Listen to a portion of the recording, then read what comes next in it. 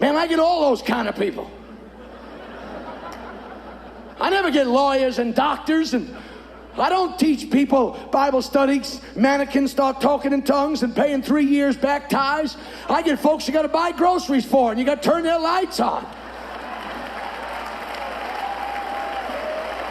But they come out to be pretty good saints after a while too, because such was some of you. I said such was some of you, but now you're washed. Now you're justified. Now you're sanctified in the name of the Lord and by His Spirit. We were all a bunch of jerks. We were all lost. We were headed for hell, and God grabbed a hold of us and turned our lives around.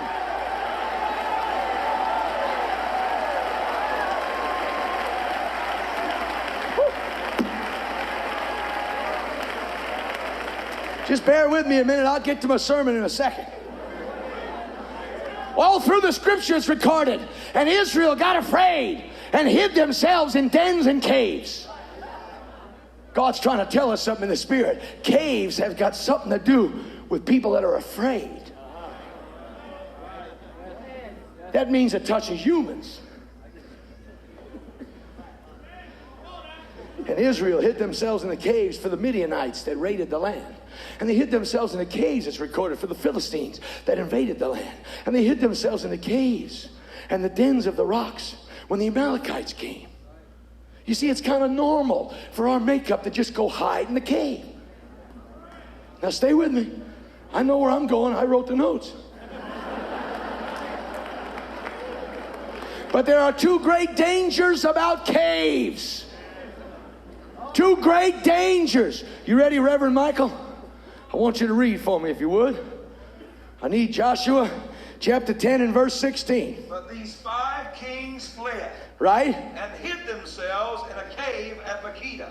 Now hear me. Even heathens hide themselves in caves. Not just godly people, heathens do it.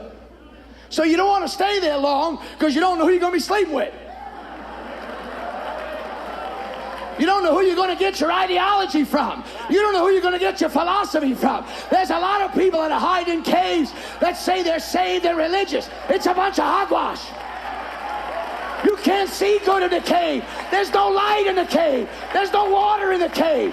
There's no happiness in the cave. You got to get out of the cave.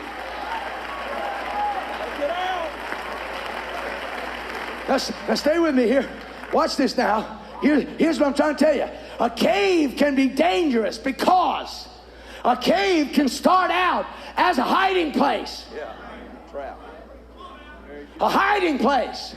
Read the next verse, Rev. It was told Joshua, saying, the 5 kings are found hid in a cave at Makkedah. Now it's a hiding place. And Joshua said, roll great stones upon the mouth of the cave and set men by it for to keep them. Now the hiding place becomes a prison.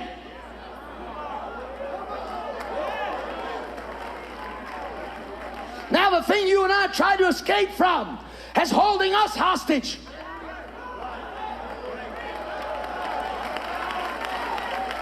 Fear is a horrible taskmaster. That's what he just read. He's not in the comic book. He's reading the Bible. That's right. Went to a hiding place. But the hiding place, all of a sudden the light went out.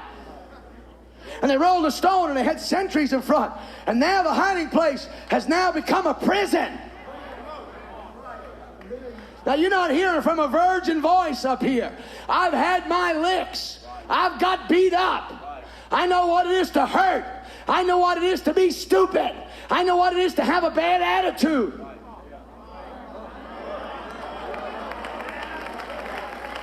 I know what it is to get hurt by people I loved and trusted. And you know what I did? I went and hid in the cave. I isolated myself. I'm not going to bother with you no more. I don't trust you. I don't like the way you do things. I'm staying away from you.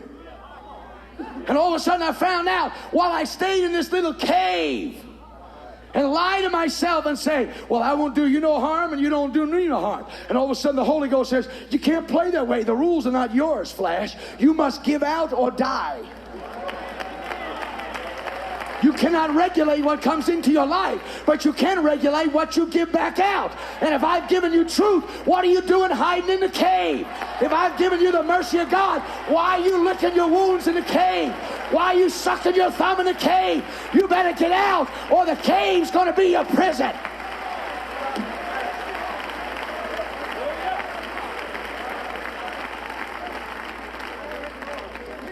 Am I making sense yet? What are you folks doing in the cheap seats? Can you hear me? You don't get paid for doing an impersonation of a mannequin. You need to move a little bit.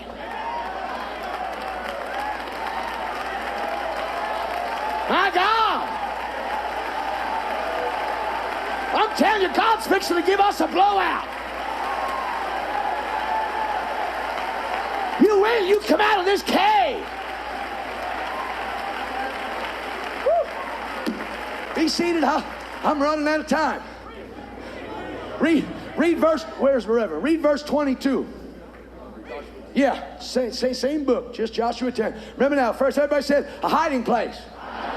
Said now it's a prison. Then said Joshua, open the mouth of the cave and bring out those 5 kings unto me out of the cave. You hear what he just said, Bishop? If you and I stay in our cave long enough, somebody else governs when we get out.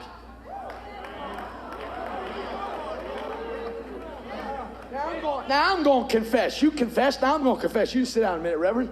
I'm going to confess. And I ain't got no axe to grind.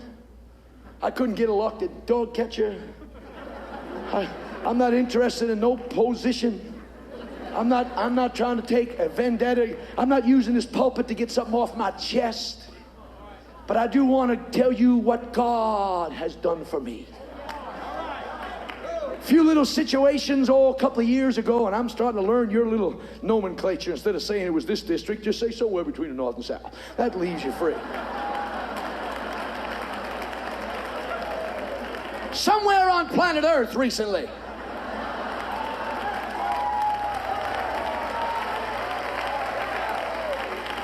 There were a few decisions made that went against me, that I felt was not right. It was unfair. And I didn't want to throw my 2 cents in with something that I didn't believe was fair. So I isolated myself and backed out. Canceled meetings across this movement. Didn't even go to my own meetings. Didn't even go to the district meetings. You don't hurt me, I don't hurt you. Fair enough? And then I called this character. You hear me? I called him. And I began to spill the beans. And he, being the man that he is, just listened to the beans. When he finished listening to the beans, he said, now, what would you like me to tell you? The truth or what you want to hear? I said, tell me the truth. He said, you can't hold on to that attitude. You can't hold on to the feeling. The situation may went against you. It may be totally wrong. Then he said something to me that knocked me off the chair. He said, so was Calvary. And Jesus chose to forgive the people that murdered him. If you don't forgive these people, Jeffrey, you are going to be a prisoner and a hostage to former hurts.